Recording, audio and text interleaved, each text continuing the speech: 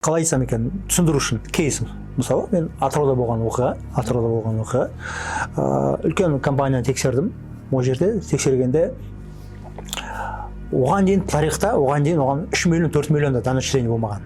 Бұл жерде сіз салық комитетінің адам ретінде айтып тұрсыз. Салық комитетінің адамы ретінде тексердім. Негізі ол өте үлгілі компания, өзін жақсы ұстайды, салығын жақсы төлейді. Сосын өзінің контрагенттер, поставщиктері бар ғой, соларын да қадағалайды, салықтың дұрыс төлеуін. Оның поставщиктерін де қадағалайтын мекеме да. Қаншақы деңгей. Соны тексердік, мәселе болды. Бір күні соның өзінен нарушение табуға болады. Мәселе ниет бар болса. Мысалы менде ниет болды, сол кезде дәл сол жағдайда ниет болды, осыдан нарушение табу керек.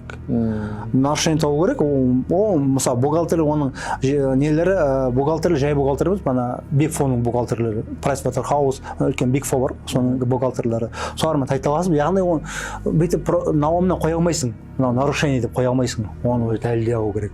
Айтайын деген ниет болды, нарушение табу керек. Оған дейін ниет болмаған шығар бәлкім. Менде ниет болды, 20 миллиардқа нарушение таптым. 20 миллиардқа нарушение таптым, пеняны басқан санамаған өзінде. Яғни 20 миллиардқа нарушение таптым, НДС-тің бюджетін қайтаратындығы есептеп бердім. Ең бастысы қызығы не? Дәлелдеп бердім. Сол күні көрсетілмеген. 2026 жылы салықтық өзгерістер көп адам шатастырып жатыр. B2B, B2C қалай режимі жұмыс жасау керек? Нақты қанша пайыз салық төлеу керек?